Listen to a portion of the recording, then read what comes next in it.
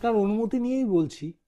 সেই সময় যেহেতু আমি পুরো ঘটনাটাই জানি, একটা সম্পর্কের সমীকরণ শব্দজব্দ আপনার জীবনে চলছে। আপনি আমাদের সাথে কিভাবে যোগাযোগ করলেন? একবার আপনি আমার কাছে এসেছিলেন যখন এই জায়গাটা পুরো মিটে গেছে, মানে আপনাদের প্রেমজ সম্পর্ক দুহাত এক হয়ে গেছে। এতটাই ডিস্টার্ব মাইন্ডে ছিলাম, আমি আমার মাকেও বলে উঠতে পারছি না, কোনো বন্ধুকেও বলে উঠতে পারছি না। নমস্কার, আমি অ্যাস্ট্রোলজার পিকে ভট্টাচার্য।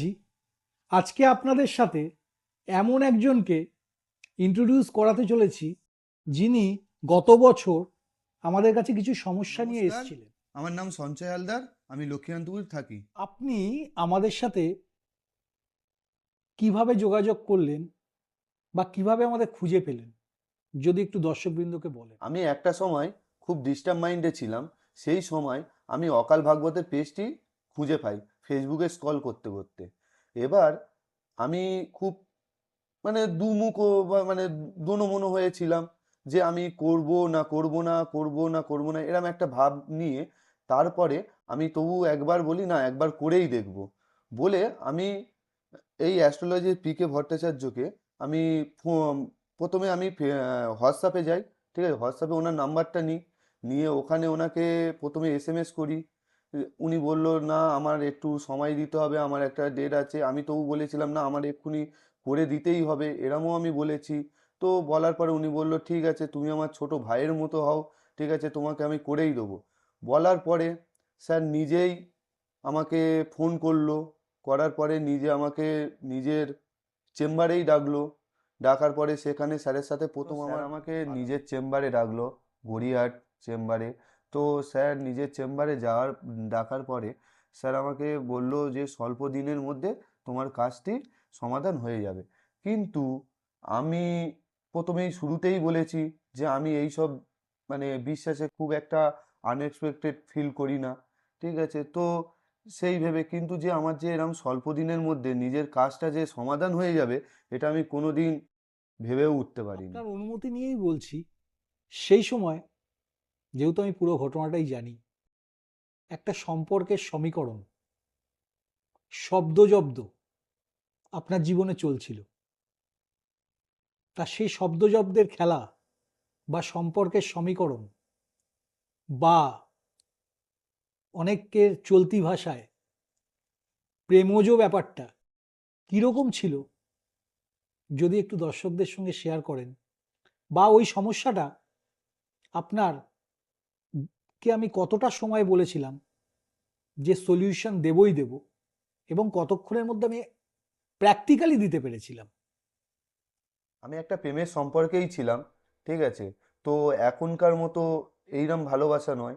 ঠিক আছে, আমি তাকে ভালোবাসতাম, তাকে স্নেহ করতাম, তাকে নিজের করে পেতেও চেয়েছিলাম, কিন্তু কোনো একটা দুজনের মধ্যে একটা ভুল বোঝাবুঝিতে একটু হালকা দূরত্ব বেড়ে যায়। কিন্তু দূরত্বটা হালকা বলে আমি দিইনি।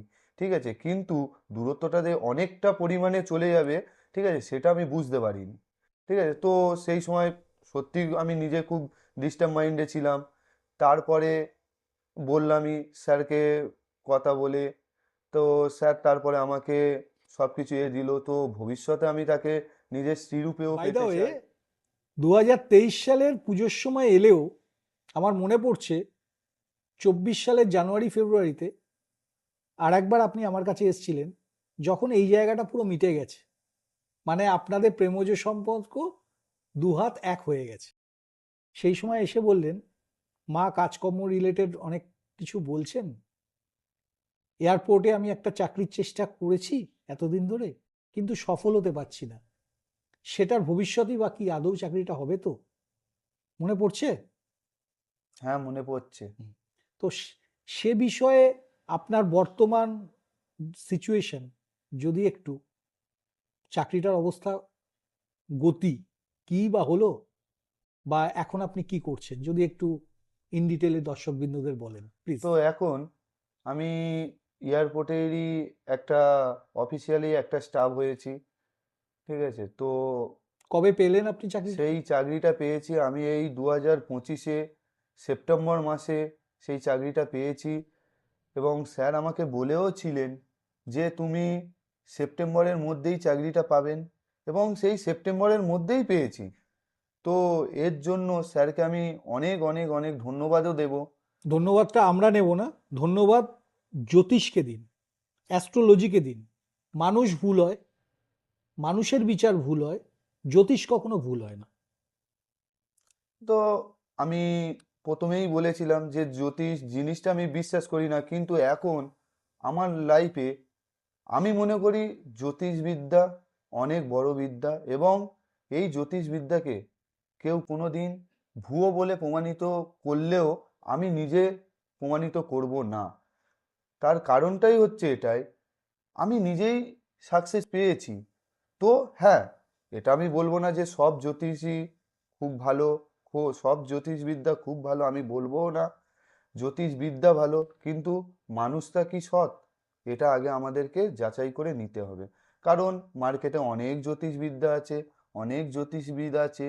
তো সেটা বড় কথা নয়, মানুষ কেমন, সেই মানুষটা ঠিক কাজ করছে কিনা, এগুলো পুরো মানে জেনে নেওয়ার পুরো। মেন আমি তো আপনার বিষয়টা একটু বলি। ইন্ডাস্ট্রিতে অনেকেই জ্যোতিষ নিয়ে চর্চা করছেন, অল অল আর ওয়েলকাম।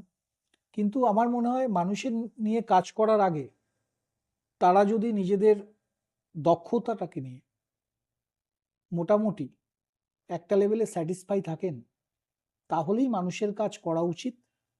এবং যারা করছেন তাদের সবাইকে আমরা সাধুবাদ জানিয়ে জ্যোতিষের জয় হোক এই বলে আজকের আমারও কিছু সেশন। বলার আছে।